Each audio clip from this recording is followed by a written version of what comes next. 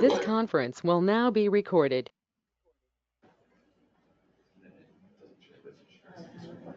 Do you mind pulling the agenda up on the screen? Oh, yes, we can. Having some technical difficulties. All right, so we'll call the meeting to order. Oh, thank you. Mark's no longer with us, so I'm gonna be the chair for the next couple of months, and then we'll have an election. Next month's meeting, we'll have an election. Any public comment? All right. And then, did everyone get the meeting minutes? Had a chance to look at them? We did a motion. Yes. Motion approved. We need this. Yeah. I'll second. Thank you. All right. And then we vote on this. All right. All those in favor? All those in favor, yeah. All those in favor? Aye. All right. We'll go to the quality updates. Tom.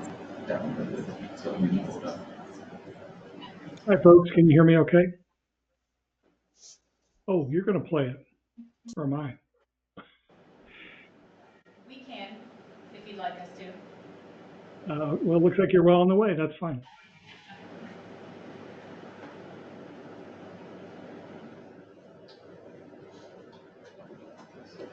So then you fix issues so that you all see the same thing.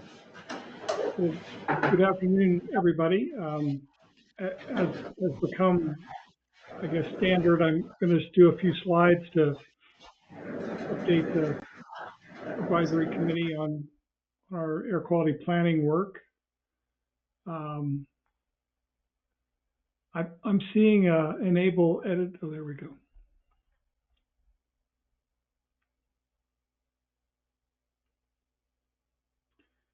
Okay, great. So on the next slide, I'm just going to start to step through some of our air quality planning activities. I want to start off with this selection from our executive order, the latest one that authorizes the RAC. We recently had a transition with a lot of new board members. We have 32 board members from around the metro area, including Larimer and Weld counties. And so the governor kind of has this directive for us. So we're working on these bold, cost-effective strategies and how to reduce ozone-causing emissions. It's our top priority. And so we're supposed to be working on this to achieve the standards as soon as possible. So just a little bit of a grounding piece there from the governor. And then on the next slide, we as part of the transition to the new board, we had a day-long retreat for the board where we covered a lot of both procedural and substantive content kinds of things. So there's a link in here when this slide deck goes out or is posted to the materials that were presented and discussed at the board retreat. So the major takeaways related to air quality planning were the board members asked us to develop a slate or a comprehensive package of additional emission control measures to reach these air quality standards. I've showed you all slides before about how we are continuing to struggle year after year to meet those standards, both the 75 and 70 part per billion standards. There were a lot of excellent discussion and suggestions from board members about how to develop criteria for evaluating strategies and maybe most importantly, enhance the communication and engagement of the board. So we're going to dedicate more time in the board meetings starting in December through the first half of next year to discuss control strategies. We've got already started getting enhanced board member participations in the committees and work groups. We had a control strategy committee meeting today with 6 different board members on. And then our job is to continue to refine and clarify the control strategy evaluation process and the criteria. And we're going to use both our control strategy committee, the group that met today. They meet every third Wednesday of every month. Anybody's welcome to join. And then our monthly board meetings on the first Friday of each month. So that was kind of the takeaways from our day-long retreat with the board. It was a great opportunity to meet people and get to know their direction on things. So on the next slide, this is just a table summary of the amazing work that's been done by the Air Pollution Control Division and the Air Quality Control Commission. These are the strategies that have been adopted and implemented in Colorado, going back almost 15 years, some before that. So you can see that there's, Colorado is really a leader in trying to reduce emissions. And this is really a comprehensive list. Some of these strategies reduce the ozone precursors, more or less than other ones. They're not all equal in that respect. And so each one has been analyzed along the way, and we're accounting for those in our current planning work. Some of these are strategies that actually become what we call federally enforceable. They're in the state implementation plan, and if there were a problem with the state enforcing them, then EPA would actually be able to step in and enforce them on a federal level. But many of these strategies, most of these strategies are what we call state only. So it's the state taking responsibility. Many local jurisdictions are doing things that are also listed on here. That's really great because that's at the state and local level is where we can really make things happen. So some of these reduction effects are different over time. The older the regs, they don't increase their effectiveness over time. It actually declines as equipment's replaced or controls are installed or newer vehicles are purchased, that kind of thing. Many of the newer regs, particularly those starting in, say, the 2023 timeframe, they're still being put into place, and they'll have reduction effects that'll be larger in the future as they kind of build up speed. So that's kind of where we are now. And then on the next slide, here's the slate of strategies, the whole package of ones that we're going to be working with our board to consider endorsing so that they can go into the formal rulemaking process later in 2025. We have a variety of different kinds of strategies that address important emission sources. So there's a mobile source emission targets to gradually reduce those over time. Indirect source emissions, such as the traffic associated with facilities like warehouses and recreation sites and large housing developments and that kind of thing. That's a kind of a brand new idea for our area, and we have a work group on that. There's going to be more work on landscape maintenance, or what we used to call lawn and garden equipment, to effectively turn that over to electric across the region over the next few years. We have some intermediate ones in terms of their development. We have chemical products, or what we call consumer products. These are products that we all use, like deodorant and pesticides and things like that, that in their totality create quite a bit of emissions. And so there's going to be work to further develop control programs for that. We hope to bring along the zero emission forklift program that the state of California has adopted. It's actually quite a significant source of NOx in the region as we grow, as we have more material handling facilities. These forklifts are an increasing challenge. And then finally, we have a couple of programs or strategies that we've prepared over the last year or so, provided them to the division for their action. They've started to take action on the pneumatic controllers strategy. It's a common emission source across the oil and gas region. And so that rulemaking request will actually start later this afternoon for the division to request the commission adopt restrictions on process controllers and pneumatic pumps. We may have some, longer term or not yet identified strategies that may be needed. We're working to do that analysis and figure out what else is needed. On the next slide, this is a kind of a timeline sort of thing to introduce the idea that from this month, from November through June, we have a lot of milestones to hit. We have meetings with our control strategy committee every month. We have board meetings every month. Every 3 months, we hold a forum on our ozone attainment work that we're doing. That includes some technical work as well as the planning analyses. So there's at least every 3 months, there's a broad open meeting for folks to hear about, what we're doing. And then at the very bottom, it mentions this indirect source emissions reductions work group that we are developing the concept on. That's not a fully formed, fully baked kind of strategy yet. So we have an active work group, and Becky's going to present at our next meeting on December 3rd. We appreciate that very much. So anyway, it all is headed towards this June deadline where we have to have the board endorse and finish discussing the strategies and the plan itself.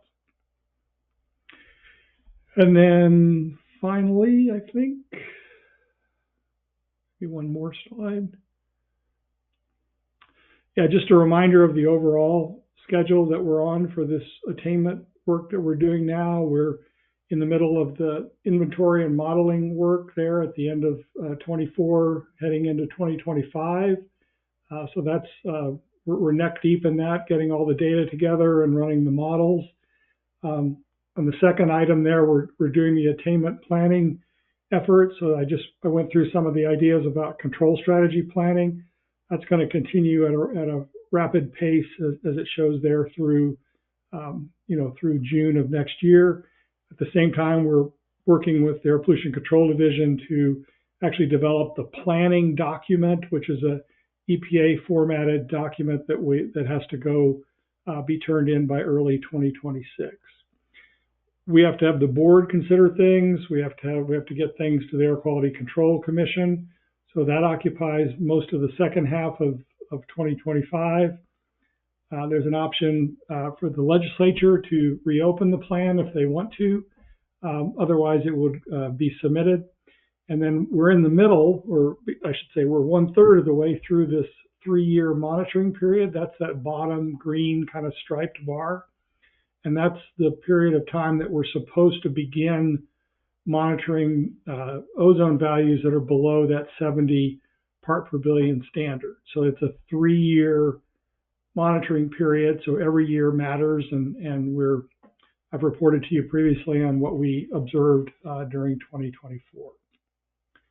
So I'll stop there. I just wanted to have those slides out there to memorialize these ideas about our planning work. And I suppose if you guys have any questions, we can try those out.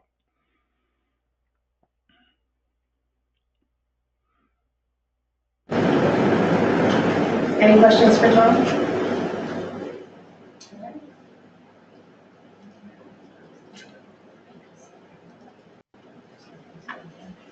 Okay. And Brendan has a presentation for us as well online.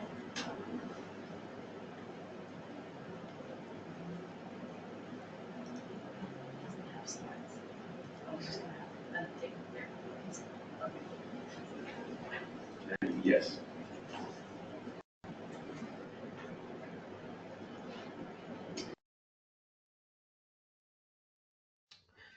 Hi everyone.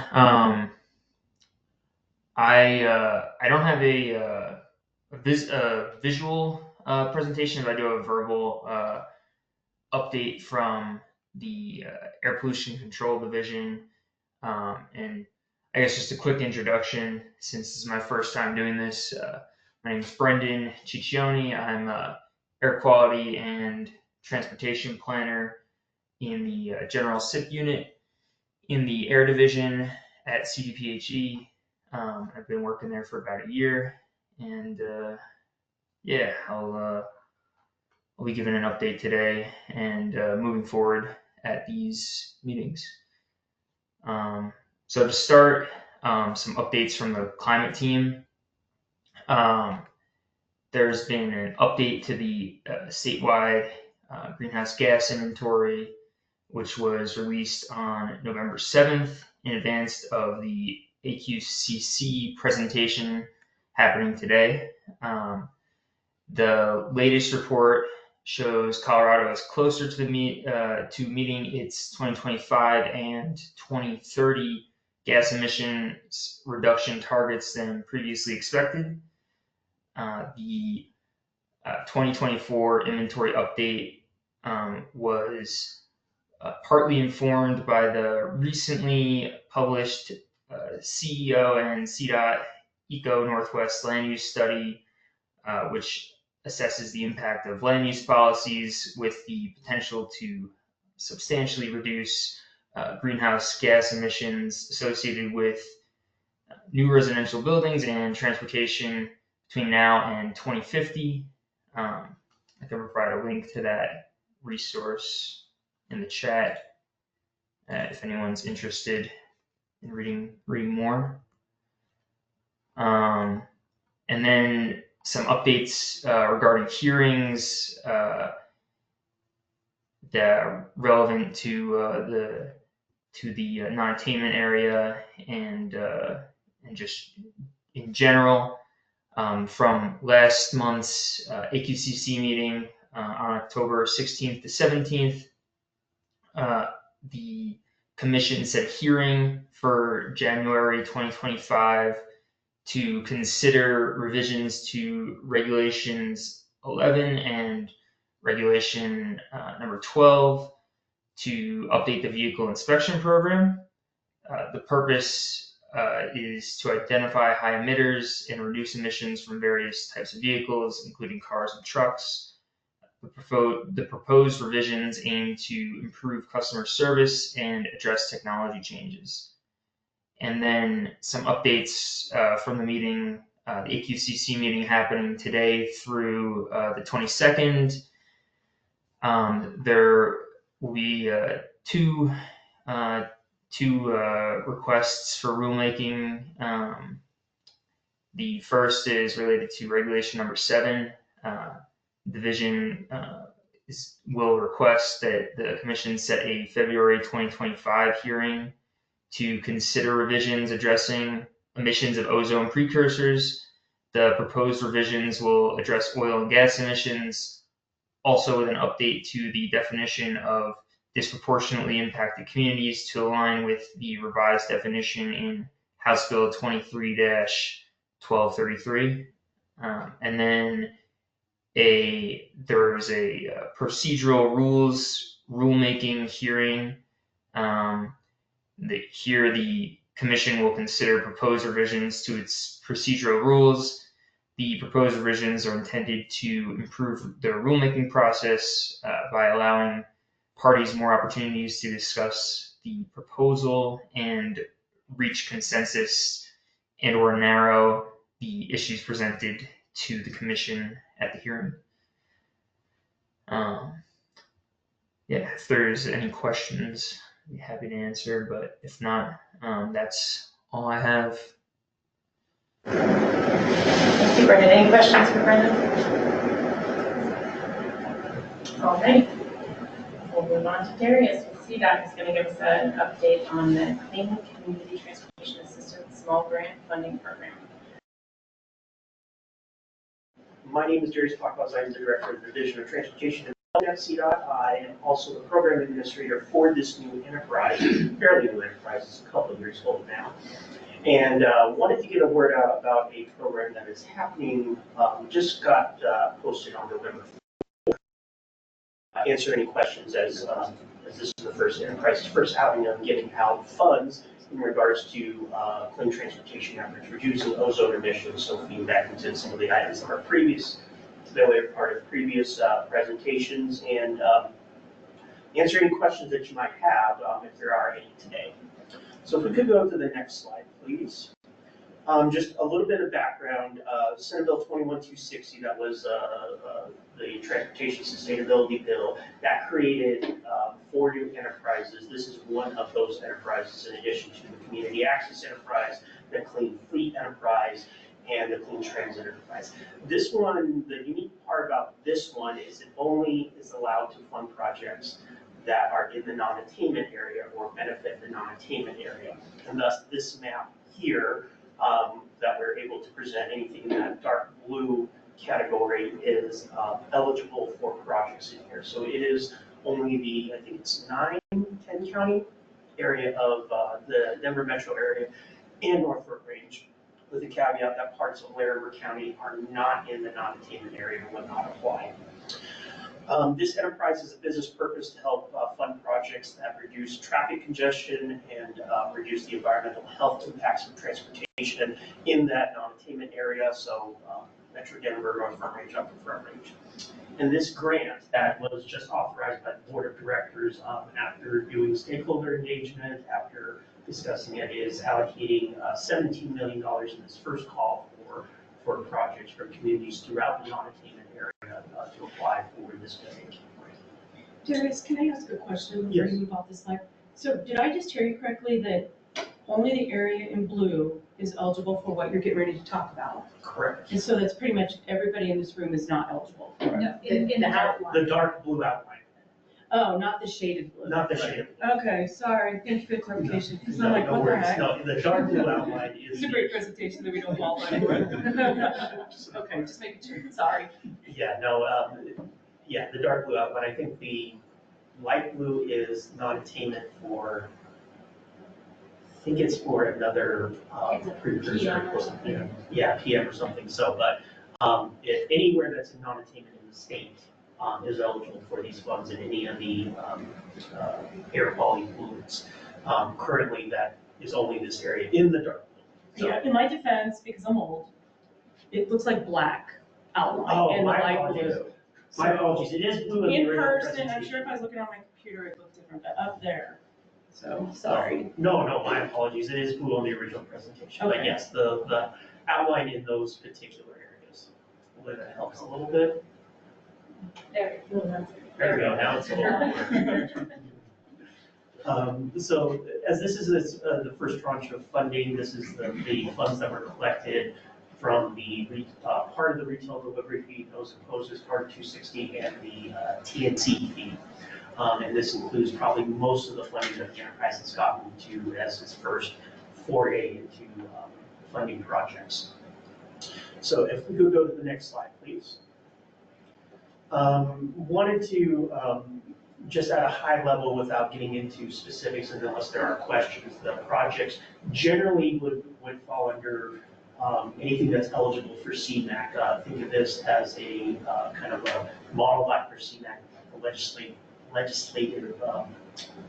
the statute in legislation states that anything that can be funded with CMAQ is eligible. Additionally, any projects that would reduce greenhouse gas emissions is eligible, and anybody who is eligible to receive CMAQ funds, any entity, usually governmental entities, are eligible to receive these funds and to apply for the grants. I have a question, I'm sorry. Yes. Because of the new CMAQ guidance that just came out, it's still up for public comment, but once I'm assuming it'll be implemented, once it's implemented, would that be the next round, would those eligibilities be added to this? Yes. Okay. Yes, absolutely. That's unfortunate that just came out 2 weeks after we posted that, but in future calls, which we don't expect there to be a yearly call, and we're the monies to bring up to be collected, we will update that as well.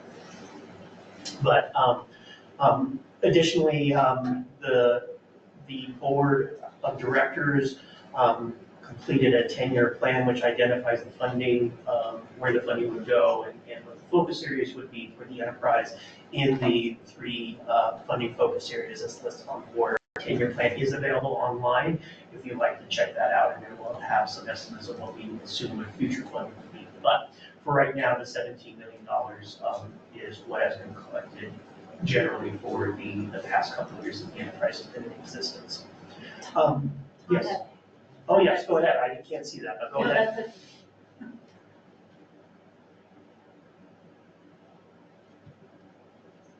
Tom?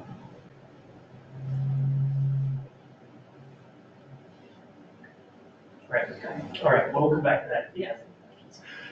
There's no limit on the maximum amount of the award, but there is a minimum of 500,000. That's probably usually the amount that you would expect to do it in a type of infrastructure project. I don't anticipate that we only give out one award for $17 million, but there is no maximum that was set by the board. Next slide, please. This is additional eligibility criteria that's kind of from the administrative side to receive these funds. One is projects must meet the criteria under 1302, 43-4, 1302. That's what I had mentioned about the CMAC being eligible. I believe most of the agencies represented in this room are eligible. Eligible project sponsors are in good standing with the Secretary of State, have no projects on the federal enacted list, and don't have a non-compliance with the sub-allocated recipient list audit. That's a general guideline. Just like we do with CMAC, in order to provide, as part of our transparency efforts, we are asking for that initial, what we believe the project would contribute as far as an ozone reduction. We are in our NOFO directing folks to use the same CMAC tools, so we're not creating anything new, use the same tools as before, try to make it consistent with what the feds provide. Also save staff some time with having to come up with something new as well. Complete a feasibility review, and I think this is just an engineering review, especially for smaller communities where we can help out with that. But usually if they have a review, an engineering team within their municipality, that should be sufficient. We just want to make sure that they are viable projects and there's no snags within the development of that. There is a 20% local match, just like that was instituted with the multiple options fund. If there is a hardship for a community not being able to provide that match, the board of directors is open to accept applications for a reduction. So, but generally, we believe 20% match. And then, of course, infrastructure projects are open to the general public, ADA compliant, and comply with any other applicable rules and regulations. Next slide, please. This is the evaluation criteria, so I want to present this to be transparent on what the board will be taking a look at as far as evaluating these projects for potential grant awards, which of course focusing on the emissions reduction, the engagement with disproportionately impacted communities, does it support to support a DI community, and how will it address the community needs and issues, how it relates to the enterprise's business purpose and funding focus areas. Is it prioritized in an improved transportation improvement plan, whether that's the state's plan, whether that's the NPO plan, a TPR plan, or a municipality's transportation plan. Demonstrating likelihood of successful project delivery. There is consideration for improvement of safety for vulnerable route users, for transportation choice and neighborhood connectivity, and the quality of the application. So some of the usual items that you can see on a lot of these grant applications. Next slide, please. This is our timeline. So we are having this out now. The application is available on the NAPNI website, which we have a slide at the end here where you can go and take a look at that. We're having a draft application period through February of 2025. During that time, we'll be doing meetings like this. We'll have a webinar in order to answer questions from folks that are interested. We will also have continual updates on our website, including frequently asked questions, that type of thing. And then if there's any draft applications, we would have them due by the end. I think that's the last Friday in February. I think we got that right. So I'm just making sure. And then the final applications with any type of technical review that needs to be done if a municipality or eligible entity needs assistance with that technical review. We'll see what we can do from the enterprise's standpoint and using some of the resources with our CDOT partners, having that available through the spring, with the final application deadline being April 30th of 2025. It'll give a couple of months for the board to consider those applications, make awards, which we expect to be no later than July 31st of 2025. Next slide, please.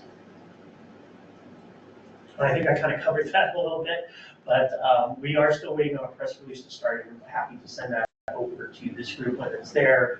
But since we don't have that yet, we wanted to start the engagement right now. Presentations to all the major technical advisory committees in the non-attainment area. So there are 3, you being the first, so you can tell me if I did a good job with this presentation or not. We are planning to have a potential email to communities within the area using the distribution list that is developed with CDOT's Office of Policy and Government Relations to get additional information. So hopefully we'll have that out next month. We do have the NOFO in Spanish. We have Spanish version in order to help out with the communities where English is not their first language. That is available as well. The webinar we talked about and the frequently asked questions we talked about as well. Next slide, please. And that's it. And that's the website's right there, napney.codot.gov, and then the email address to get in contact with NAPNY staff. So hopefully that helps preview this potential opportunity. We look forward to seeing what great projects are out there that we can help fund with clean transportation. But hope to get any questions folks may have. Thank you. Since Larimer County is split with the non-attainment area, I've tried a few times to find a map that shows more in detail where that line falls. Is there a shapefile or a KMZ or something that I could get access to so we know exactly where that line is? We can take a look into that. That's a good question because right now I wouldn't know offhand either. So I'm pretty sure CDPHE Air Division does have that. So we'll find that out, and I think that's a good question that we would want to be in consideration. We can get that information out on our website and happy to pass that along to schools. Thank you. And Tom, can you hear us? Can you hear me okay? Yes. Okay, great. Hi, Darius. Thanks for a nice talk. Could you go back to the long-term plan slide that you guys developed? Yes. One more, I think. Yes. Yeah, this one. So I think those 3 bullets are, really helpful. These to me look a lot like, CMAQ kinds of project type focus. Is that fair to say? That's extremely fair to say because generally if it's eligible for CMAQ, it's eligible for this program. Okay. So in the second bullet, it says projects that reduce the environmental and health impacts of transportation. You mentioned construction, vegetation as examples. What about the direct emissions from the use of the roadway? The link on the federal congestion project types, the CMAQ project types link, will go into more detail about which ones are eligible with that. I think we provided just some very basic examples, but generally if it's on that list, I think there's 17-ish project types. If it's eligible for that type of project, it's eligible to apply for this grant. Okay, so cross-reference the CMAQ guidance. All right, great. Yes. Yeah, and as Becky had mentioned, they are in the process of updating that, but we're using what's the best available data that we have right now. So that is also linked in the NOFO, so folks can, without having to duplicate the wheel, we can cross-reference that and without listing out every single project type, because we do, that would be like 5 slides of itself. So, but in general, if it's eligible for CMAQ, it's eligible for this program. And does that include greenhouse gases as well as, ozone precursors? Or? Yes. Okay, thank you. Thanks. Any other questions for Darius? I have one. So are you looking at doing a call like this every year? Probably not every year. We're probably thinking about maybe every 2 years, maybe every 3 years, depending on how much funding we're able to bring in. This is FY '23, '24, and '25. Like generally all the funding other than what's going to administration costs running the enterprise. We will continue to see how that's going. We expect the revenue coming from the enterprise to increase as we use more Ubers and Lyfts and people buy more things online. But we don't think there will be enough funding available to go out there to do it every single year. So in order to have this type of amount available, we're probably every 2 to 3 years. So we probably won't do another call until 27-ish. Very good. You said there was no minimum amount of award? There is no maximum amount of award, but it is up to the board's decision. I don't, Is there a chance it only was one person? yeah, no, I think they wanted to give flexibility. Huh? Yeah, it could go all, yes, that is a possibility. I think that's probably unlikely, but it does give communities flexibility where they say you have to keep it under $1 million, but it gives a little bit more flexibility in the cost on there. There's just a Any other questions? Thank you for your presentation and thank you for the length of time that we have to prepare. I appreciate that. I, putting on the CDOT hat, I know the amount of time for grants is not, it's hard to do so, and we wanted to give communities plenty of time to do it and not just a month and get stuff done. We appreciate that very much. Thank you. Thanks for your presentation. Absolutely, thank you. Great. Next we have Heidi Pruitt, Claremont County. She's going to share a little bit about the climate smart. Thank you so much. And are you going to flip through the slides there? Okay, this is great. Thank you. I appreciate your time today. I'm sorry I couldn't be there in person. My name is Heidi Pruitt. I am the manager of the Office of Sustainability and Climate for Larimer County. And what I wanted to do today is introduce Climate Smart Future Ready to those of you who are not familiar, and to make an ask. And the ask hopefully will be clear enough, but I'll be here to answer questions. So I'll go through it pretty quick because I know that you're already a little behind schedule. So the next slide. Climate Smart Future Ready does have 3 focus areas with interconnection between those 3 focus areas. You can see that we do focus on energy and waste and business and jobs, as well as the natural environment, which also includes disaster preparedness. But the mobility of people, goods, and services, of course, is what I want to highlight for you today. This is a 5-year plan, and this plan is interconnected with those focus areas between these 3 of equity, our community engagement, and our health impacts. The next slide.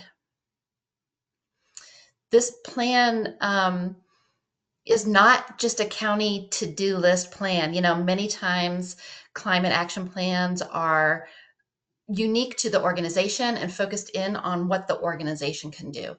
In Larimer County, we've taken a little bit of a different approach, that while the county does have that internal focused plan, this Climate Smart Future Ready plan is looking across the county. So we're zooming out, we're looking beyond our municipal boundaries or our individual organizations in the county, and trying to consider that triple bottom line when we look at what potential gaps or overlaps there might be between our unique plans. So the city of Fort Collins has a plan, and so does CSU, and there are many plans out there. We have comprehensive land use plans, and we have transportation plans and the like. So the idea is to look between those plans and to really understand where those gaps, overlaps are, so that the partnerships that it takes between those boundaries, whether they are hard and fast boundaries or political boundaries, that those partnership opportunities are things that we could realize that can help us get further towards our goals.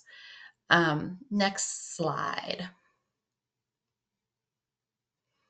We did have a little bit of a data-driven approach when it came to trying to understand what our impact is today, so we know how to measure success going forward in one way. There's many ways to measure success, but of course, greenhouse gas inventories are one way to do that.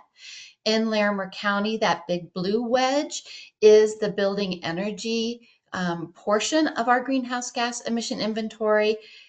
That will be true until 2030, when the Rawhide Power Plant transitions to a non-coal source. At that time, that green wedge, which is transportation, will become equivalent to the building energy or larger, and will join the rest of the state in understanding that transportation is our biggest emission source.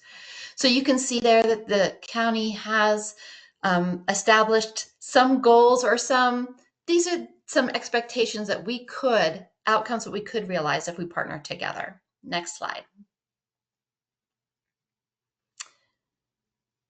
How are we doing this? Well, we do have an assemblage of action teams for each one of those focus areas that was on that first slide, the bubble slide. The difference between this plan and maybe your internal plan is that we are relying heavily on the expertise of our partners in the community, where Larimer County as an organization may not be the subject matter expert. Energy is one of those great examples where clearly Larimer County does not have an energy utility, but we do have interested partners across our county, and therefore being that facilitator, doing some of the administrative management is where I am falling, or Larimer County representatives are falling, to help support these action teams. The action teams themselves have a champion who is not, we don't call it the lead or the chair. We call it the champion because, in fact, we're looking for those individuals that not only have the subject matter expertise, but also have the ability to tap the subject matter experts to have a robust discussion within that team. So we're looking for active engagement and like this county-wide view. How do we take our individual plans and our individual objectives and put those together to think broader across the county and across the region? We do have several action teams that include members from Weld County, and so we would like to continue to do that. Next slide. We did finalize this plan in March of 2024. That was after a 3-year public engagement and working teams effort. That effort did result in 19 of these teams being developed. 3 of them are focused in on the mobility piece, and what we have been doing since March is trying to understand the prioritization of actions over the next 5 years, so that we are not trying to bite off the whole pile at once, but just focusing on year 1 and then knowing year 2 and year 3 actions are coming. Next slide. The next 3 slides are the 3 teams that are engaged specifically with mobility. So I want to just highlight the first 2 of them for you, and then we'll talk a little bit more about the third one. So we do have a team that's focusing on electric vehicles and electric transportation. You can see in the actions column in the middle that they have identified supporting the implementation of EV charging stations that are in a plan that we have for the entirety of Larimer County, and then to move forward with a community outreach plan. And you can see on the right-hand side the organizations that are partnering with the county. So in each one of these slides, I don't have the county listed because there's an assumption that the county is participating in each one of the teams. Next slide. The second action team then is around bike, pedestrian, and non-motorized transportation. Many thanks to Jerome Rouser for being our champion of this team through the NOCO Bike and Ped subcommittee or mobility team. You can see here that the first bullet in actions is to really understand some metrics around performance of our trail system so that we can better tell the story and better understand across our jurisdictions, where is it that we are maybe realizing some gains, and how does that relate to our greenhouse gas emission goals. The next slide, please. So this third action team is the one that is seeking champions and members. You can see on the right-hand column there. This action team was originally developed to be a cross-boundary team, really looking at regional transportation. In particular, you can see the two bullets here, engaging the urban-urban cross-boundary and the urban-rural cross-boundary communities and the activities that are happening there, to understand what the gaps are in those needs and where it is that we can better fit the existing plans together. So again, we are not looking to repeat what's in existing plans necessarily, but better align and maybe discover some gaps that we need to address otherwise. This was previously work that was being discussed and worked on through the mobility team that Corey Schmidt, who's there, has been facilitating and helping with. And through our discussions, we determined that that might not be the right team, that there might be others who are better suited to this kind of conversation. Eric Tracy, who's also in the room, sat together with us and said, coming to this group might be a better option. So the next slide, please. Again, these are what the roles are of the champion and action team members versus the kind of support that I can provide through the county to help identify what the actions really might be and begin to get this work underway. On the last slide that I have, which is the next slide, you do have some contact information for me. Recognizing that Eric and Corey are in the audience today, I'm curious if they have something else to add, but that's all that I have, and to let you know that if you reach out to me and want to be engaged in this work going forward, I would love to hear from you, and we can co-create and create as we go. Thanks. Thank you so much, Heidi. Anyone have any questions for Heidi? Questions about how to volunteer to be part of this team? A question about how to volunteer. My email is there at the bottom of this slide, so you can send me an email and we can get you on the team. Great, that's great. Thank you so much, Heidi. Thanks for the important work that you're doing there. Thank you. County, I appreciate it. All right. We'll move on to Jonathan, who's going to give us an update on the delay review. So you're responsible for that one? Yeah.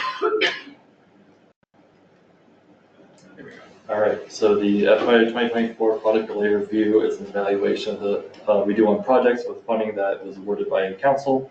This evaluation is done annually to ensure funding is being utilized in a timely manner. Funding sources for this review include CMEC, STBG, TA, MMOF, and CRP.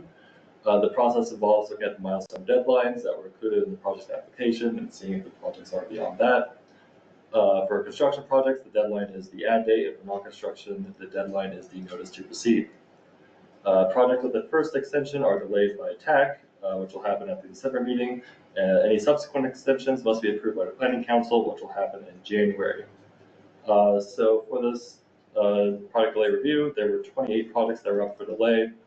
2 projects are up for a third delay, 9 projects up for a second delay, 7 up for a first delay, and 10 projects were not delayed. Could you go to the first table? So these are the 2 projects that are for a third delay. I will walk through them since they are most important at the moment. So with Fort Collins, there's the US 287 intersection improvements. And with Greeley, there's the 59th Avenue and O Street roundabout. The next table. So these are the 9 projects that are up for a second delay. I won't run through them, but they're on table 2. And the next table, these are the ones up for the first delay. There are 7 projects total. And then last table, these are the projects that were not delayed. Quick note here is with the PNF funding, that was the pandemic North Front Range funding. All projects with that met their deadline of September 30th, so basically we don't have to worry about that funding program anymore. So again, this is just a discussion for today. The action item will be at the next meeting to determine if the projects for first delay get accepted, and then if you recommend the projects for subsequent delays. If you see any products that you don't think should be delayed, or any products that you want to add additional comments to, or any products you want to bring up for discussion, now is the time to do so. But in terms of presenting, that is all I have. Do we need to be prepared to present if we do have projects that have delays next month? Just present some details about the project? To the council or Here well, so I think the third, if you go up to the first table, so the third delays, the second delays, it's usually not an issue with the council. I mean, it's relatively common every year. We have at least a handful. The third delays are the ones that, that we need to have good justification as to why. And I think in having looked at what the comments are, those are good, but maybe those 2 project sponsors should be prepared to speak at the council meeting. Yeah. Any questions for John? Thank you so much. All right, the 10-year priority list. Everyone's favorite topic. Everyone's gonna get sick of me. I promise. February, you won't hear from me anymore about this. So we're moving it to February. Well, no, the January. So yes, if you have not filled out the doodle poll that I sent a reminder yesterday. The deadline is tomorrow at 5, so I can send it out on Friday before Thanksgiving, so it's on everyone's calendar for January. There are 6 options, I believe, all in the afternoon, and it's going to be held at the Wells County Administrative Center at the in the event center. So yes, we all know the 6 corridors that are the priority corridors of the council. So that's I-25, US 287, US 34, US 85, State Highway 392, and State Highway 14. And so I sent out the list of projects to all of the TAC members to see if, 1, were your projects reflected correctly in the lists or the tiers, 2, or any projects that needed to come off the list because they've been completed or funded, and 3, anything to change or add.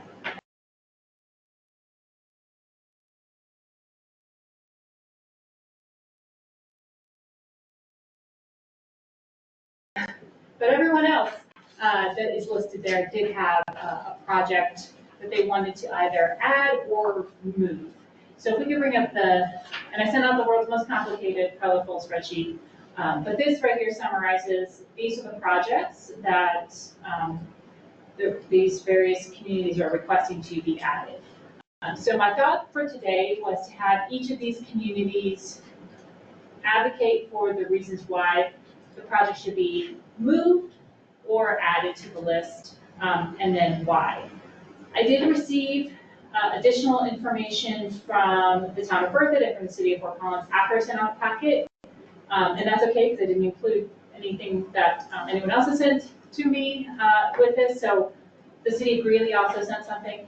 I think Wells County here is pretty simple compared to the rest of these. So if we could start with Wells County first, because there isn't anything to share. And then we'll go, I think, maybe we'll just go backwards. We'll just go Wells County, Greeley, Fort Collins, and then Berthoud, if that works for everyone. And so, yeah, I'll turn it over to you, Evan, to go first. Yeah, definitely. So I think in the previous tenure list, the language really spoke to this improvement, talking about a closure at O Street, and that part of the project has been completed. And there's some other things on the other side of Highway 85 that haven't been completed, but it's really a discussion that Weld County really need to have as far as the 11th Avenue connection up to Weld County Road 66 and how that particular portion of it looks. But I would say the most important thing to Weld County would be to have that traffic signal at County Road 66 and US 85 remain on the list. I think the 11th Avenue connection, there's still some things up in the air on that. Currently, 11th Avenue goes from O Street and north about a half a mile and then connects into US 85. It's utilized in that regard. I think that conversations came about with extending that further north to Weld County Road 66 because of the potential closure of O Street on the west side of Highway 85. Obviously, if that closes, then we'd be looking at something different for 11th.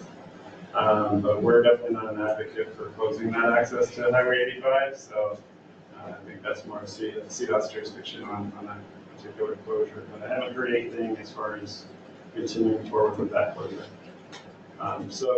Like I said, that 11th Avenue connection, that's kind of in the air based on what happens with O Street there on the west side. But yeah, what I'm here to advocate for is for that traffic signal at Weld County Road 66 and US 85 to remain. What we're talking about here is a location a mile south of State Highway 392. We're going to be doing a major revamp to Weld County Road 66 between US 85 and Weld County Road 47. We're going to be designing this project starting next year. Going to be moving forward with that. In the cross section, we're looking at potentially doing 2 lanes on either side with a center median. And so there's going to be, potentially an increase in traffic there, especially as traffic starts to utilize that route instead of 392. At the intersection of 85, we see a lot of traffic going across the highway there. It's a dangerous location for traffic to be crossing that. But with our improvements, increase the traffic that way, that issue could potentially get worse if there's not a signal at that location. So that's just what we're thinking on that one. So it's essentially just a modification of the language that was already there for a project, but kind of looking at some of those things, some of those elements being completed already, and some of it just a little bit up in the air. Some decisions from CDOT and stuff. And you're wanting to keep this on tier 2, the tier that's currently on. Yeah, that's what I would. Certainly not elevate it to tier 1, but would like to keep it at tier 2 if possible. So are there any objections from any TAC members to changing the description and adding that? Keeping it on the same tier? Okay. See, I think that would be the easy one. So then for really, if you can pull up the thing, we'll get that pulled up in just a moment, Hannah. Great, thank you. Yeah, 131st. Yeah. Oh, you want to pull up? There you go. We should go. Great, thank you. So we would like to add a multimodal crossing and mobility hub at 131st Avenue and US 34. As you can see, this intersection is just east of Weld County Road 17 and just west of Highway 257. We plan this to serve as a key north and south multimodal corridor, as noted through the Greeley on the Go 2045 master plan. The corridor will connect up to 4th Street and extend south over US 34 with a grade separated bridge, which will provide no direct access to US 34 for personal vehicles or normal traffic. And it will connect to a planned development which is occurring on the south side of US 34. We also would like to ensure that there's connectivity to both the planned local and regional mobility hubs that are across the US 34 corridor, and provide a new regional mobility hub that will be center loaded along US 34 with pedestrian access to the 131st Avenue Bridge. This regional hub will expand upon the regional transit service traveling along US 34 from Greeley to Loveland, which connects also to the busing routes. The pedestrian access from 131st Bridge will also connect to the local mobility hub, which would be located on the north abutment of the bridge. This local hub will serve as a western terminus for the planned bus rapid transit across 10th Street, with connections to the US 34 premium transit for travelers continuing west to Loveland. The BRT is planned to connect east and west Greeley with efficient and safe mobility, complementing the growth throughout the city all the way to the Greeley Weld County Airport as the city continues to grow at a future time. We really want to ensure that there's a safe and multimodal crossing at 131st on US 34. We believe it's necessary to provide adequate safety, mobility, and access with new developments and regionally significant uses that are anticipated in the area. Some of you might be aware that there's a lot of development pressure occurring in this corridor, both north and south on US 34. We have current plan reviews for directly south of US 34 at this intersection. And we, as some of you may be aware, have a large West Side project that has been published to the public recently on the north side, which includes a lot of large regional uses, such as a potential stadium. So we really want to ensure that there's adequate access to these sites. And as you can see in the potential conceptual renderings, which are included on the screen, it's a flyover.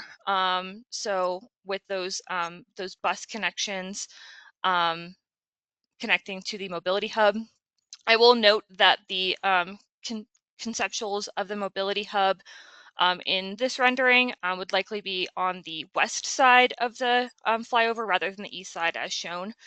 Yeah, so this is really coming down from key city priorities occurring due to the development in this area. So please let me know if you have any questions.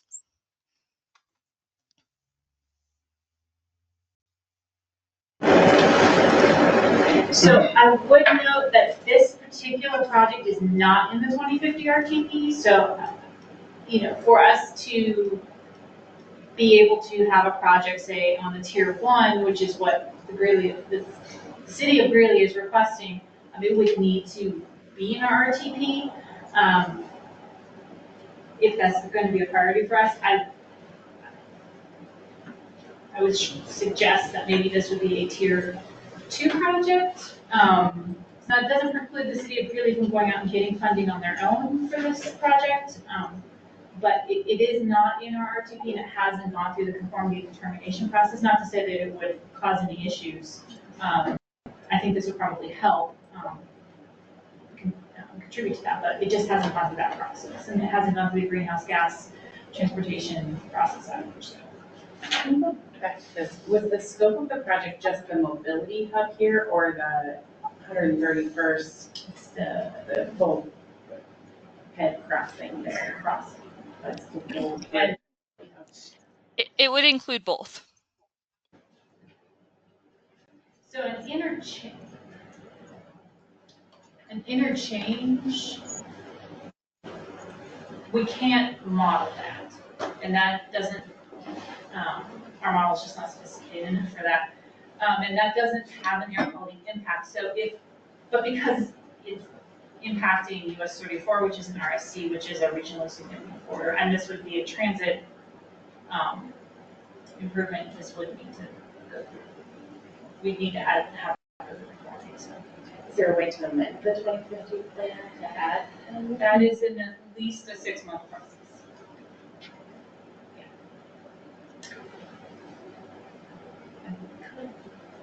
Yeah, it's a lengthy process. Well, I think, obviously development's really pushing us along, right? So I think if it is the tier 1 that we're looking at for this particular project, there's some other improvements to the west that, at County Road 17, as far as that interchange, that I'd like to see moved to tier 1, to be kind of either the intersection improvements that are listed in tier 1 at that location, kind of have it as intersection or interchange. I mean, if the scope of the, development is large enough for that interchange to kind of exist, I think that that's the way it needs to go. But right now, the two projects are split between tier 1 and tier 2 for the same location. So Yes. for me, I would like to see that kind of be on tier 1 as either or kind of situation, where whether it's that interchange or that intersection,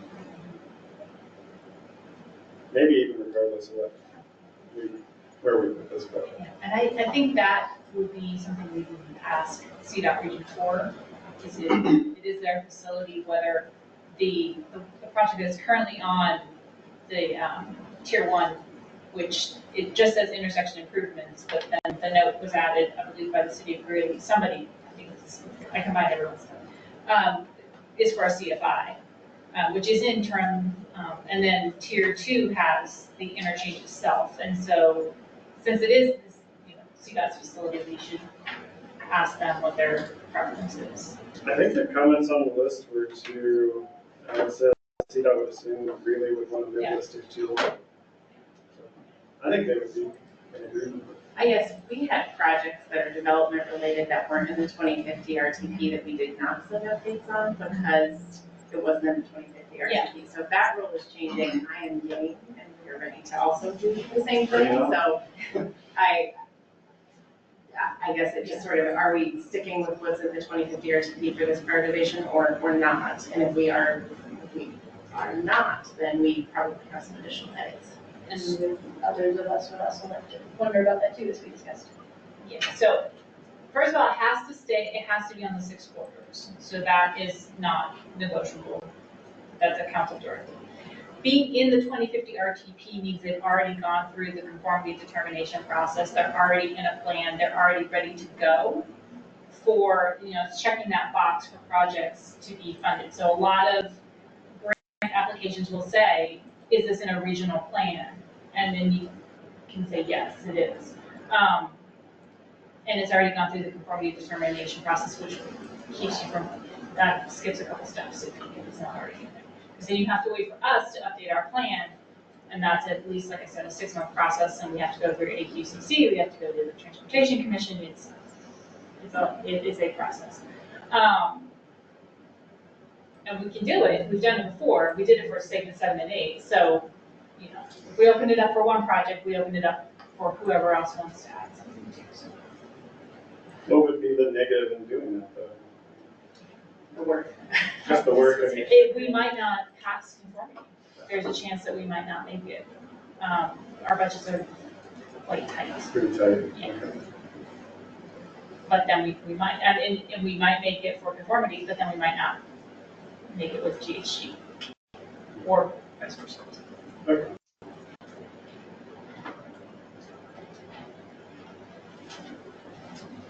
But again, this is just step 1.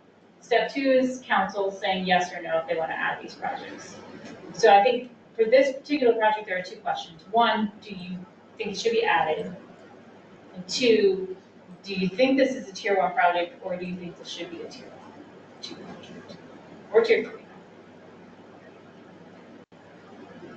I would say we have some existing needs, and some of the work we're doing on the US 34 prioritization, I think we're going to focus on sort of a needs analysis of where our biggest safety problems were, our biggest congestion problems, trying to understand our needs. So that's some work that we're going to be doing with that group to hopefully help inform some of these things. So I would agree with Devin that there are bigger priorities that we've had that are longer standing, and yes, development is an opportunity to move some of these things forward. So I'm excited for Greeley and the opportunity that exists for them with the funding that they come through for some of this. But I also think we have some long-standing needs that need to be addressed. So maybe the tier 2 is the more appropriate ranking and my thinking. Yeah, I would agree. Tier 2. Yeah. I will say by adding this, I would also ask for equitable opportunity to add projects that are on the plan as well. So that would be my ask, because if we are going to open it to add projects for other communities that aren't on the 2050 RTP, we have something to add. If that's the case, then I need to get them really, really quickly, so it don't go into the council contracts. But there's also the chance to bring these projects up if you want to at the council meeting through your council members or at the workshop in January. This is not forevermore never adding anything until the next time, so. I like the idea of being able to at least get some of these on the list and start talking about them, so it's never too early, I guess, to start coordinating and planning, strategizing on some of these things. So, I do like the idea of that. Keith, did you have something? Yeah, I did. So on the Tier 3 project, there is just a note for other projects identified in the PEL along US 34. So right now, we're doing that project prioritization. Is that something that we could go in there once we've determined that, amend that line item to include all the projects that we have or the prioritized list? Or? What you're saying. Well, it depends on what they are. Okay. Because certain things we can't model. We can't model signal improvements, changing those. We can't model changes to intersections. It's just not sophisticated. It's forcing it. But depending on what those projects are, yes, we could add those in. And so that's what's happening in the meeting after today. Okay. Yeah. So yeah, that should be. We can change that. Okay. Cool. Thanks.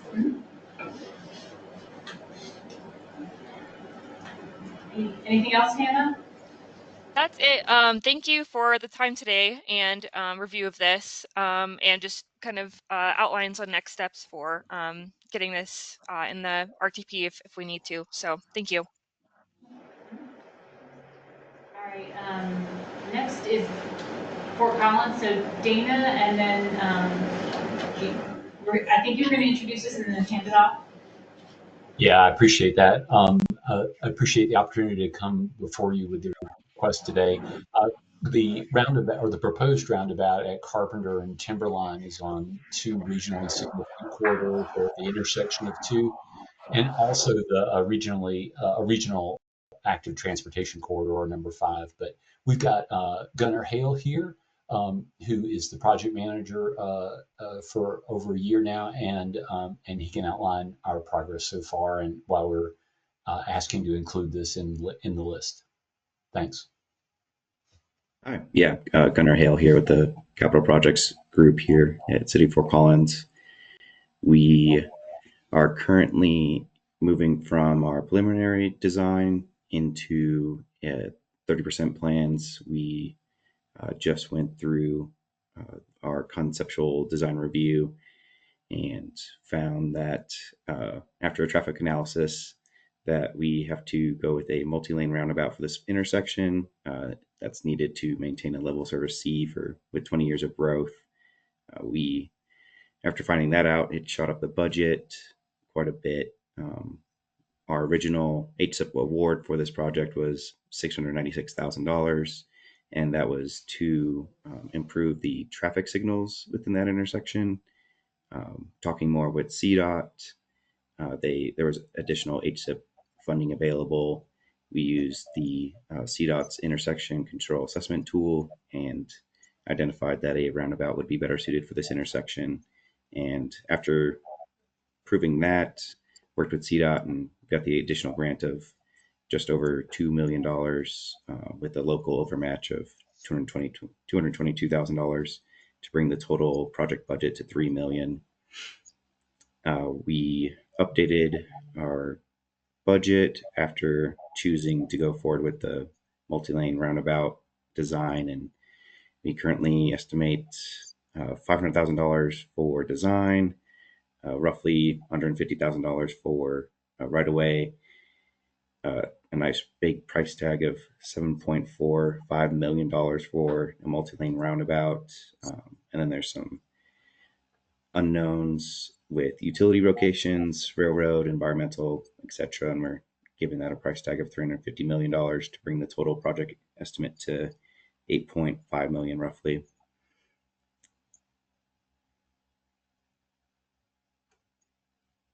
Yeah, so the project goals, for the most part, stay the same from the original HSIP project. We are looking to reduce the number of rear end crashes and traffic light crashes, improve the access for larger vehicles, improve congestion and the trail connections. There's a large amount of rear end crashes that happen in this intersection. I think it's to the tune of 20 a year. And then there's a large amount of unreported traffic light crashes. Right now, as it stands, any wide tractor trailers trying to make right turns in that intersection are bumping into those traffic poles. And one's been replaced in the past 10 years, and then it looks like all four need to be replaced soon. And then, like I said, we used the CDOT's intersection control assessment tool, figured out a roundabout was our best solution for this. And we are moving on from our conceptual design to do more in-depth traffic modeling and provide a technical design report. So far, CDOT has contributed the additional HSIP funding, and they've reviewed the conceptual design roundabout plans, and then we'll move forward with them in review of the 30% plans that should be coming this spring. And then on the next page, we have what are the current concepts for the multi-lane roundabout at this intersection. Part of what's included in the budget for this project is our strategic trails plan, which is currently under review and will go before our council for adoption in early 2025. Is part of the regionally significant trail to be on the north side of Carpenter Road, and so we've included a grade separated crossing that would cross the north leg here where Timberline or across Timberline and connect that trail. Primarily because this is a dual lane roundabout, and we actually evaluated a hybridized roundabout with single entries on two legs and then dual entries on other legs, and ultimately came down on dual lanes for all legs. Am I missing anything else? I think that's it. We appreciate it again. Thanks, Gunnar. And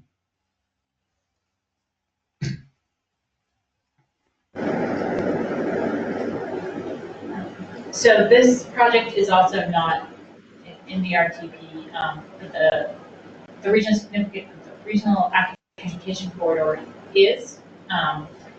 So this would be a multimodal project, which is always helpful, and as was the Greeley project. So both are multimodal projects. These would help with the GHG and the conformity determinations, but going on these lists, I think you're asking to go on tier 2? I believe so, yeah. Mm-hmm. Yeah. So this would be, there aren't really a whole lot of 392 projects on tier 2. Most of those are on tier 3. And I know that there's been a push to try and get some of those 392 projects onto tier 2. So, yeah, with that in TAC members. Thoughts? I would fully support this project.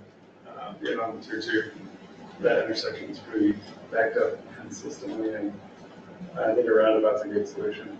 Yeah, this is a really, with the grade separated crossing, the regional trail, I think this has a lot of really promising elements. And I guess, how does the timeline affect if we do have to update the RTP? Does the prioritization of projects get pushed then out beyond that, or how does that? No, it would be incorporated. So this list is its own separate document that we reference, but changes to the list that would require changes to the RTP.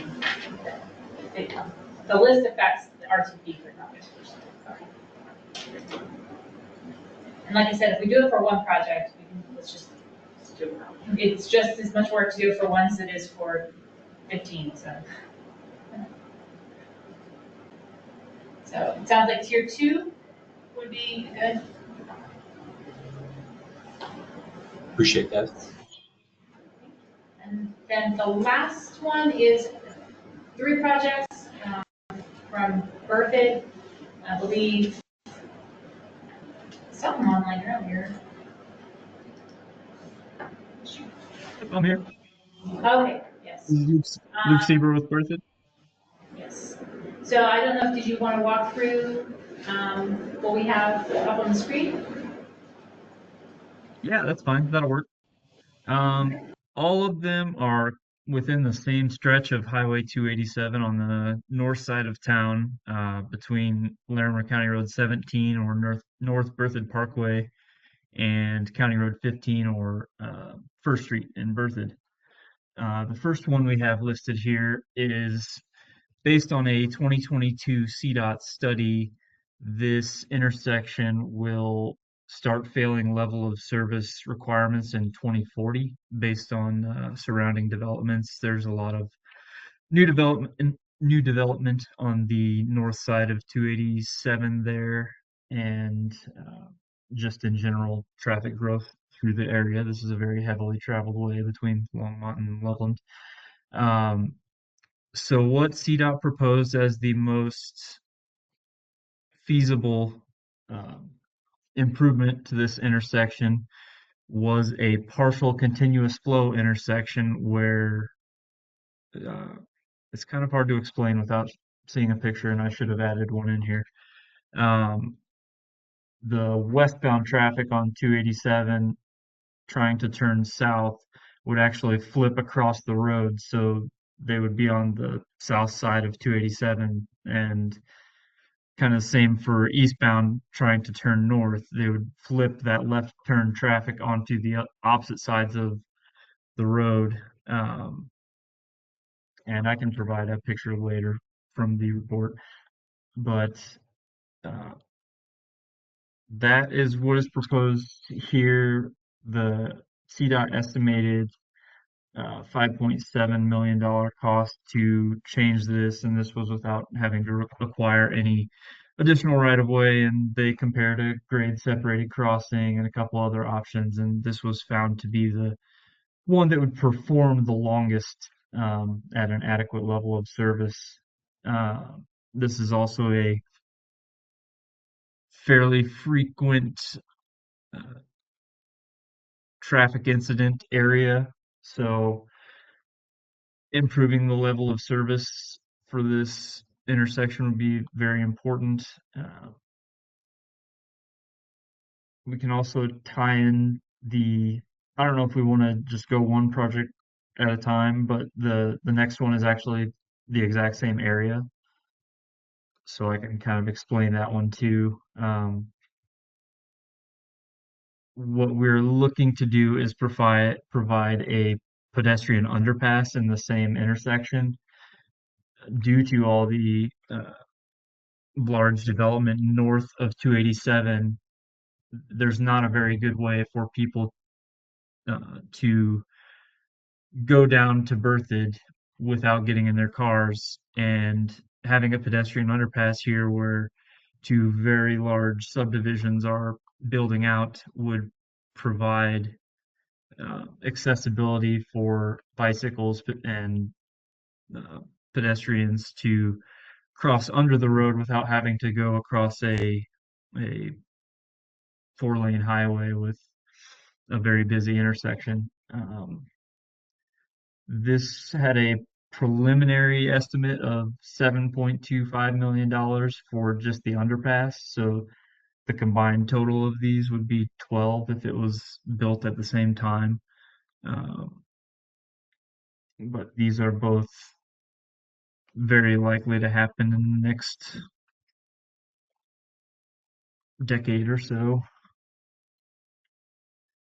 Um, I don't think I had any other information. This is my first meeting too, and I just started at Berthoud, so it was a good trial by fire today.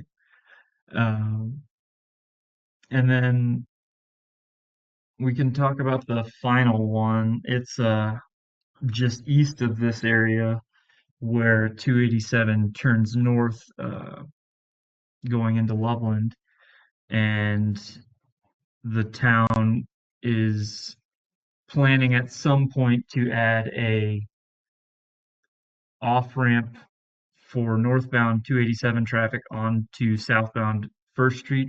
There currently is not a way for this to happen unless traffic gets off 287 a mile earlier at Berthoud Parkway or County Road 17. This project we're deeming this a tier 3 roadway as it's not the highest priority at this point, but it would provide a lot better access for First Street, which will start being developed as some sanitary improvements down the line get put in place that we're working on currently. And I forgot to mention both of the US 287 and County Road 17 or North Berthoud Parkway projects. The underpass, we separated it as a non-motorized project, and then the partial continuous flow intersection improvements, we put it tier 1 or tier 2, and I can get your guys' input as to what you think this would be. Don't believe I have too much else to add. If you guys have any questions, let me know, and I can kind of fill in some gaps for you. So I have a question. Could the underpass be done separately, or does it need to be done in conjunction with?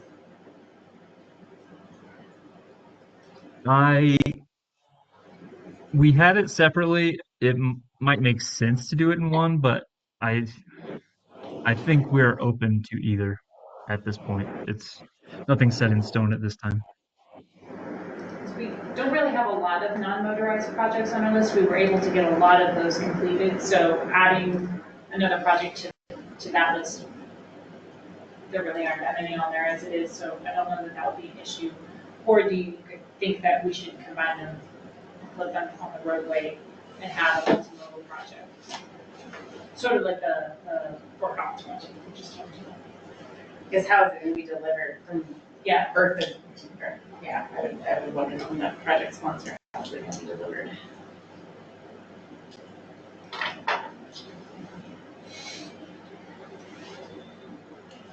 So, Luke, how would the town want to deliver them, both of these projects, the 287 and 17 together?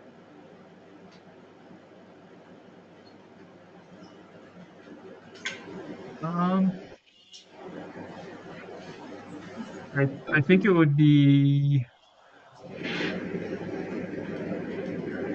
like, I think the underpass would actually be a higher priority at this time, but if it would be more likely to get more funding as a single project, I think that would be what we would want to do is combine.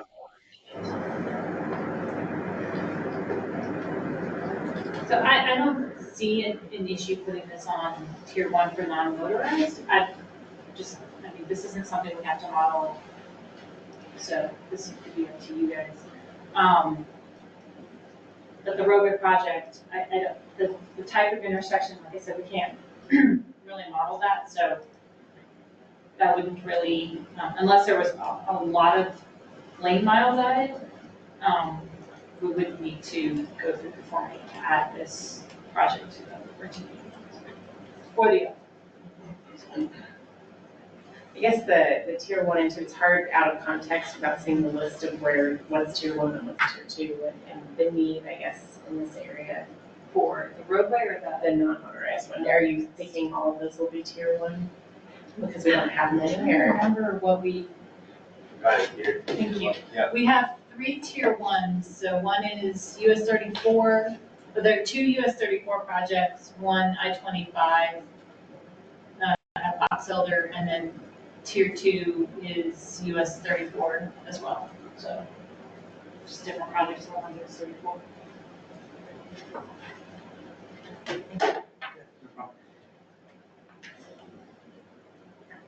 Any comments on this one?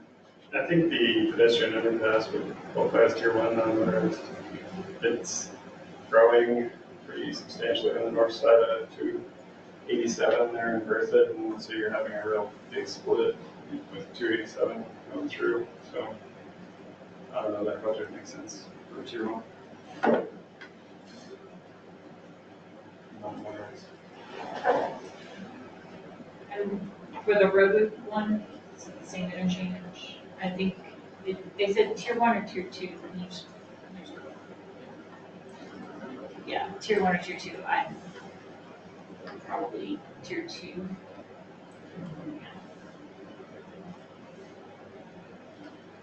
Thoughts? Tier 2. And then the other one, they're requesting to be on tier 3, so I don't know if that's reason. All right. And that last project's just basically an off-ramp because there's no way pretty much my traffic to get onto First Street to go south. Okay. Yeah, and that's something we can't, like I said, we can't model if there's no air quality. Yeah.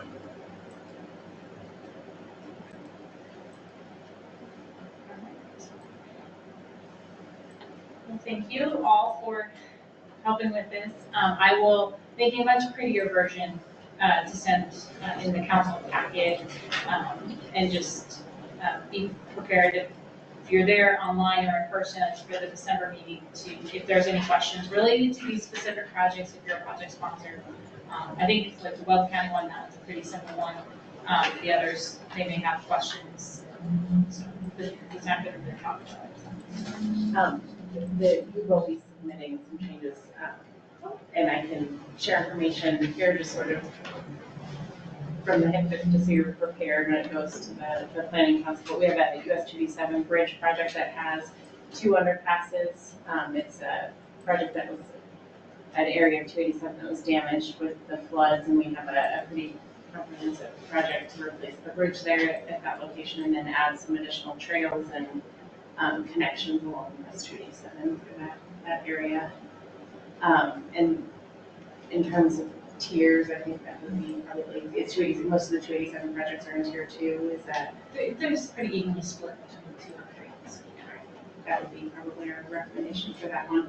And then the other request we will have is the US 287 and US 34 intersection is currently in tier 2, and our request is to move that one up to tier 1. I think after seeing some of the findings in the congestion study that we did for the region, and then looking at some of the safety data that we pulled as we started to explore that intersection, that the need for doing something there is more urgent at this time. So our recommendation would be to move that one up to tier 1. I will send that over to you. And so what I will include in my memo to council will be that first table that just talks about what those additions and changes are. So that's what they'll see first, and then a cleaned up version of the different tiers. So it will not be as helpful. So. Okay. Well, thank you all very much.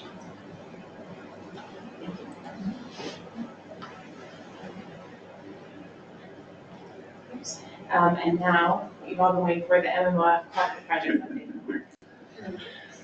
Thank you. So today I just want to provide you with an update on what has happened since we met in October, and also what are the next steps in the process. Can you go to the next slide? So as far as what I'm going to cover today, like I said, I'm just going to review what has happened since the October meeting. I'm also going to just provide kind of a high-level overview of the final applications we received, get into the next steps, and then just do a quick review of the schedule, what's moving ahead, and then open it up for questions. So, next slide. So draft project applications were due on the 25th of October. At that time, we received 15 applications. Those applications were then sent to CDOT for their review, which, by the way, did a great job working on that as a CDOT as a team. Lots of folks involved in that process, so I appreciate that. They did provide those the comments back to us, and we forwarded them on to the project sponsors, so they can keep that in mind as they develop their final application. And also, essentially at the same time, staff put together GHG analysis for those Category A projects. And then as far as the final project applications, again, those were provided last week, and those are then forwarded to the different members of the scoring committee for review. And essentially that all information was put online, so hopefully, for the most part, I believe the project sponsors the members of the committee had access to that folder. There are a couple that are still having issues, but we'll work through that. And then, as far as the scoring committee, like I said, those materials were sent out via Dropbox. And so hopefully everyone will be able to get access to those and have ample time to review the different applications we received. Next slide. So in terms of the applications themselves, we received, for final applications, we received 14. Of those, pretty evenly split between Category A and Category B. So 8 Category A projects, and then 6 Category B. Primary component-wise, very similar, I think, to what I provided at the last meeting. 7 were primarily bicycle and pedestrian projects, 5 were multimodal studies, and then a couple were transit-related in terms of capital costs. And then I thought it was interesting too, as far as geography. The project sponsors kind of across the region, so there were 3 essentially in Larimer County, 4 in Weld, and then 2 that were in both counties, so a nice balance geography-wise. Next slide. And then I just want to provide, again, a general overview of the funding we received. So as you can see, I'm sure that initial number got ingrained in your head, the funding availability number, that 4.5 million available, with 3.4 for A and then about 1.1 for B. As you can see, a lot of interest, a lot of money requested there. I wish I had included the actual difference, but it's about $2.3 million difference in Category A, and about 1.5 in Category B. So it's roughly about double the requested amount. So lots of interest there, and so it'll be interesting moving forward how that all works out in the scoring process. So next slide. So moving forward, like I said, the scoring committee is currently reviewing those applications.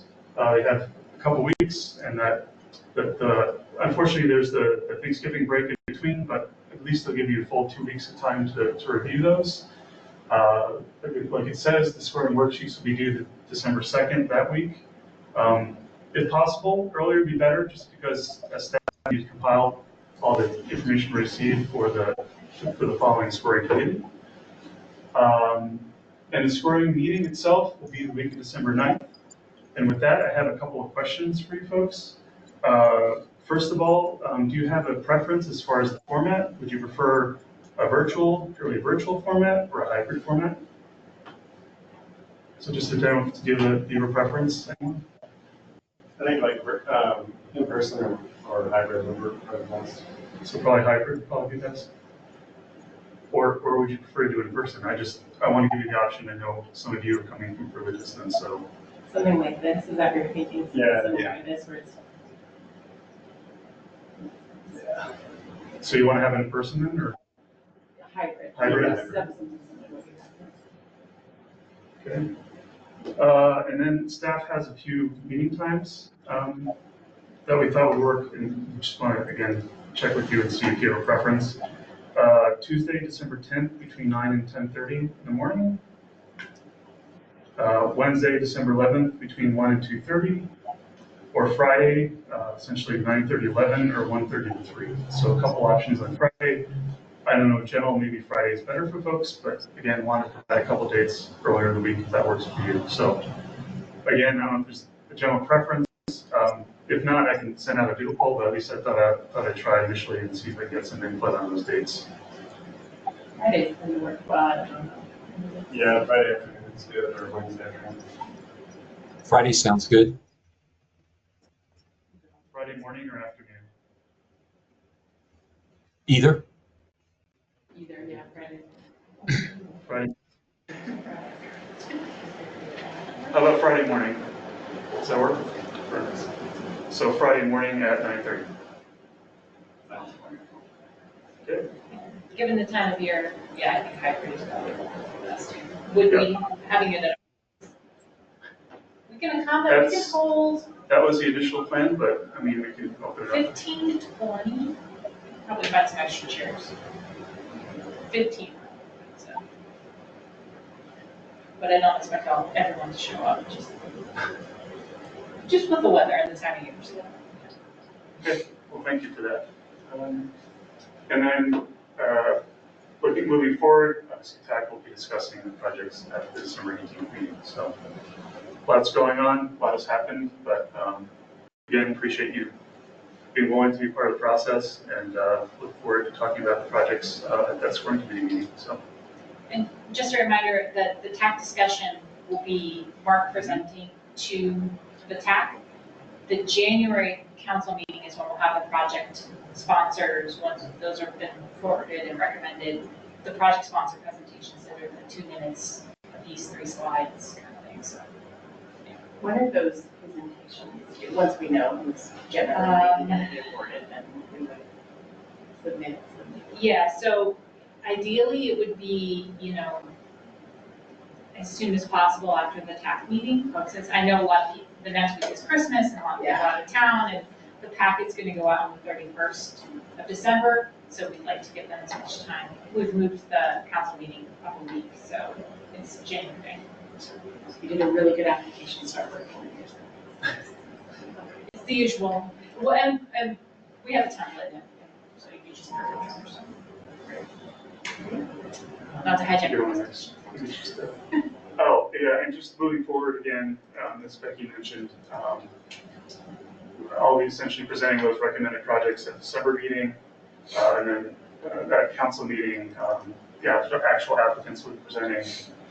And then again, in January, we're looking at TAC recommendation, hopefully, and then in February, action, the awards. So things are moving quickly. Next slide. So that concludes my presentation for today. It was just kind of meant to give you a good overview of what's been going on and what's happening over the next month or so. So I'm happy to take any other questions or comments or. Any questions for us? Thank you. Thank you so much. Thanks for that. All right, there is a written report for the NFRMPO Bike and Ped Collaborative, and then regional transit agencies. Do we have any reports?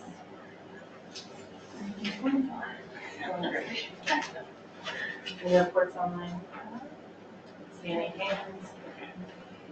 Mobility updates? I have a couple updates.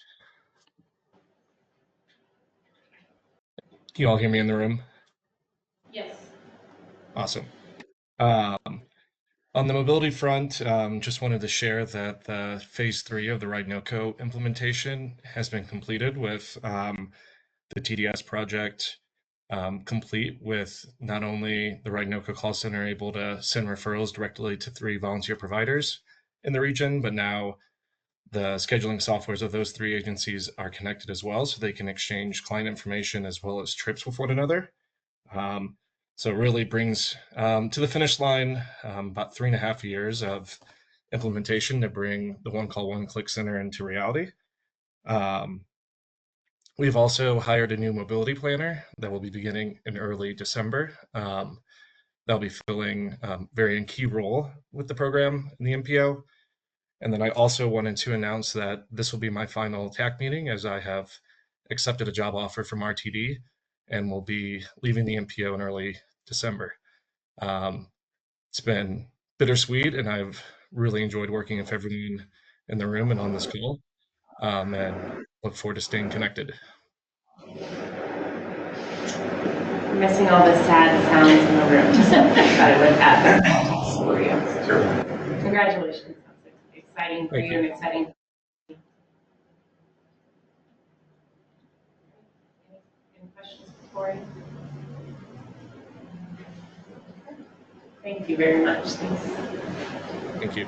We've got a written report for the November Planning Council, written report for the Mobility Committee updates, and we are at the round table. So start with Kim. We opened Mid Parkway north of 4th Street. The rest is anticipated to open in spring. Yeah, many of you know we were awarded $400,000 from FHWA for a safety action plan. We kicked off the safety action plan about a month ago and been meeting regularly with our consultant, WSP, who has Multi, who's a consultant. So we're in the process of gathering a lot of data. We have a lot of communities in Weld County that have joined us on that safety action plan effort, so a lot of coordination ahead. But we'll be moving through that process over the next months and we'll have it finalized. we're looking to have like a data dashboard type of thing for the county that will kind of mimic what Dr. Cox put together. So if you haven't checked out their data dashboard, it's just full of tons of good safety information, safety data, all sorts of different things. So it'll be a great process for us, and look forward to kind of moving that project along. So that's all I've got.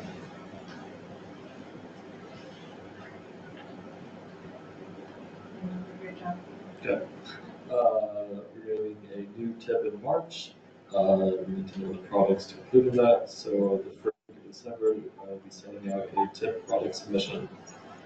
And then for MML projects, we will incorporate those as they are selected. So don't worry about those in the initial email I sent. That's all for me. I don't have any more updates today. I don't either. So I wanted to remind you all that one of the services that we do provide at the NPO are development reviews. And with that, I'll add the caveat that we will only comment on transportation related things. We don't deal with land use or anything like that.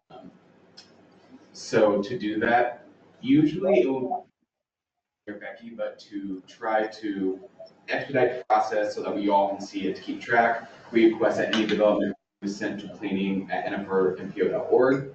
That is different from how we've been doing it now, but we feel that'll just be a little bit easier. So any sort of development review, that is something that we can do. And we mostly comment on trail projects or the trails are along the way, but we also can make comments on our plan says this roadway is going to be X, Y, Z, consider that for the project, or there's a region significant trail that goes near this area, consider connecting to that, things like that. That is a service that we can provide.